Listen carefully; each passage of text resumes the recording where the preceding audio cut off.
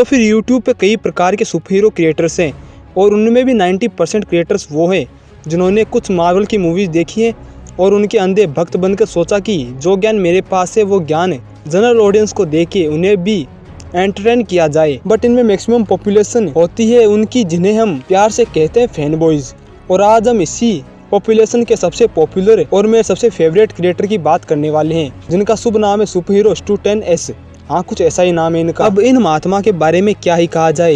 इन्होंने कई सारे यूट्यूबर्स के थंबनेल्स कॉपी करने से लेके वीडियोस को भी कॉपी किया है, बट इससे मुझे कोई मतलब नहीं है। ये कुछ भी करे, जब इनकी ऑडियंस ही इन्हें कुछ नहीं कहती है तो फिर हम तो होते ही कौन कहने वाले।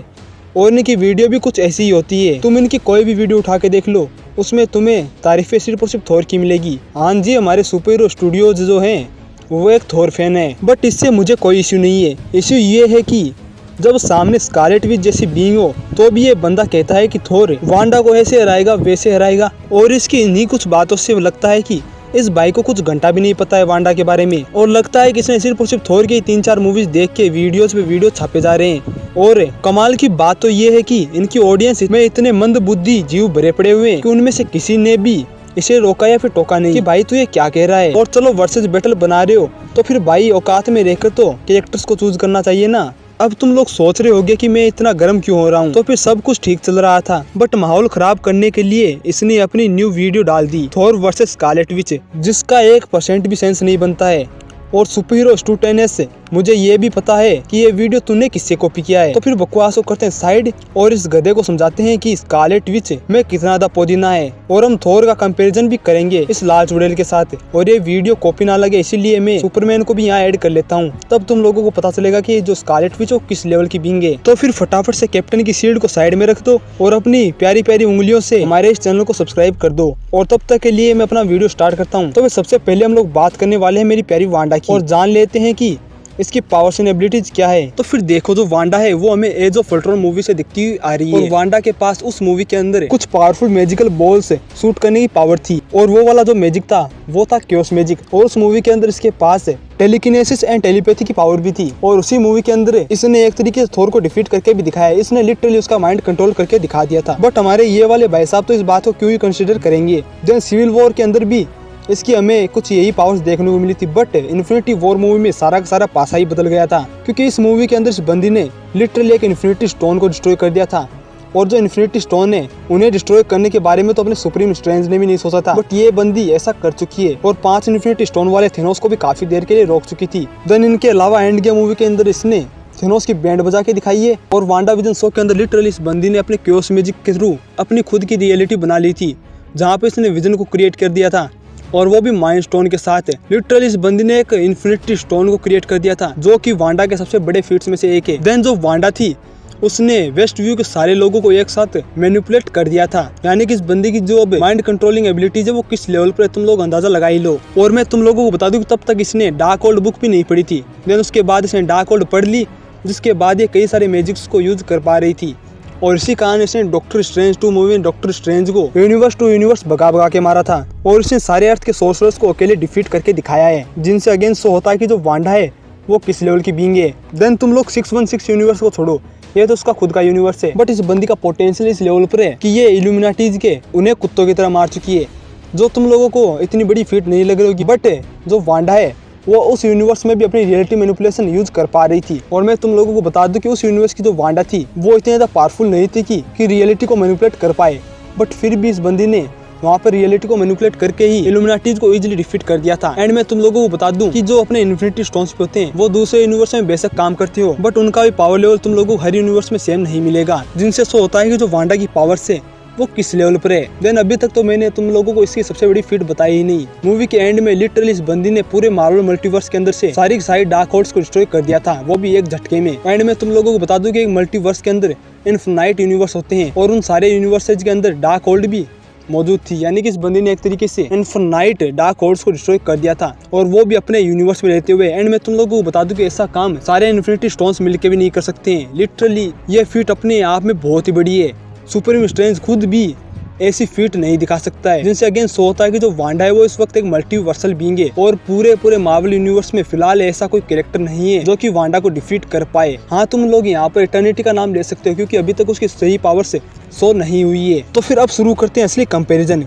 तो फिर अपना फैनबॉय कहता है कि अगर थोर पहले अटैक करे तो वो अपने वेपन और अपनी लाइटनिंग से वांडा को रिएक्ट करने से पहले ही मार देगा। तो क्या सच में थोर ऐसा कर भी पाएगा? तो इसके लिए मैं तुम्हें रिकमेंड करूंगा मल्टीवर्स ऑफ मैडनेस का वो सीन जहाँ पर अमेरिका चेवेज वांडा को एक पंच मारती है, बट उस पंच से वांडा को कुछ घंटा ही फर्क नहीं पड़ता है। अब कुछ लोग बोलेंगे कि वो पंच नॉर्मल भी हो सकता है, तो भाई लोगों उसकी शॉकवेव भी देख लो।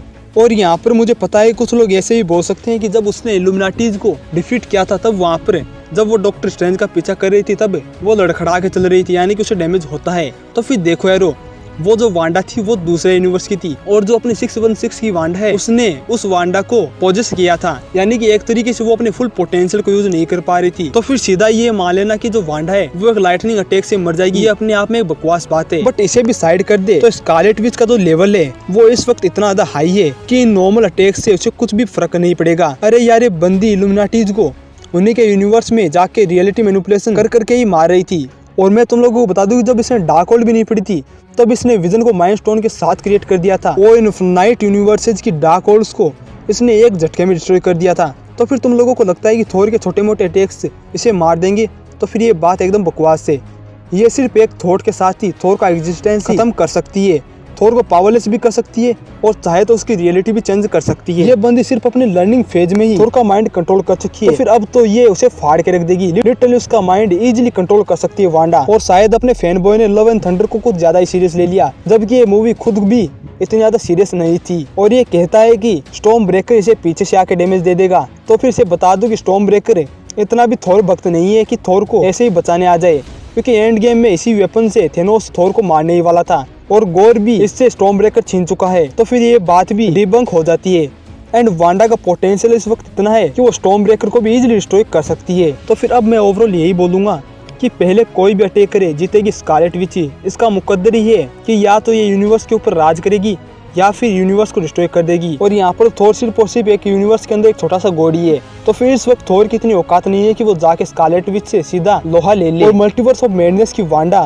तो मल्टीवर्सल बीइंग है, सिर्फ इटर्निटी को साइड कर दे तो फिर फिलहाल मुझे नहीं लगता कि एमसीयू का कोई भी कैरेक्टर वांडा के लेवल पर है। ना ही कोई सेलेस्टियल, ना ही कोई व्हाट इफ का कैरेक्टर और ना ही कोई इन्फिनिटी स्टोन्स को यूज करने वाला कैरेक्टर। और ये बात कोई हवा में नहीं है, मैं तुम लोगों को इसका फीड भी बता चुका हूँ। तो फिर अब मैं इतना ही बोलूंगा कि थोर वांडा को इस वक्त डिफीट नहीं कर सकता है। और अब हम लोग अगर वांडा का कंपैरिजन करें सुपरमैन के साथ है, तो फिर देखो वांडा की रियलिटी मैनिपुलेशन बहुत ज्यादा हाई लेवल पर है, बट जो वांडा है वो सुपरमैन को रियलिटी से इरेज नहीं कर सकती है, क्योंकि जो सुपरमैन है उसी के इर्द गिर्द पूरे डीसी की स्टोरेज घूमती है। तो फिर ये बात तो अपने आप में बकवास है कि वांडा उसे रियलिटी से इरेज कर देगी, बट इसका मतलब ये नहीं है कि वांडा की रियलिटी मैनिपुलेशन बिल्कुल भी काम नहीं आएगी। वो अपने रियलिटी में ही सुपरमैन को फंसा लेगी, इसके बाद में सुपरमैन को भी पता नहीं चलेगा कि हकीकत में चल क्या रहा है। क्योंकि हम लोग कॉमिक्स में भी देख चुके हैं कि जो अपना मिस्टर मिक्जी है वो भी सुपरमैन को एक लूडो के गेम में फंसा चुका है, यानी कि जो वांडा है वो सुपरमैन को अपनी रियलिटी मैनिपुलेशन से इजीली डिफीट कर सकती है, बट उसे डिस्ट्रॉय नहीं कर सकती है। देन इनके अलावा भी स्कारलेट विच के पास कई सारी एबिलिटीज है जिनसे वो सुपरमैन को टेक डाउन कर लेगी एंड यहाँ पर वो सुपरमैन का माइंड भी कंट्रोल कर सकती है। सुपरमैन के पास भी यहाँ पर माइंड कंट्रोलिंग एबिलिटीज है, बट सुपरमैन उन्हें बहुत ही कम लेवल पर यूज करता है। एंड मैं अगेन इतना ही बोलूंगा कि सुपरमैन की भी इतनी औकात नहीं है स्कारलेट विच के सामने टिक पाए।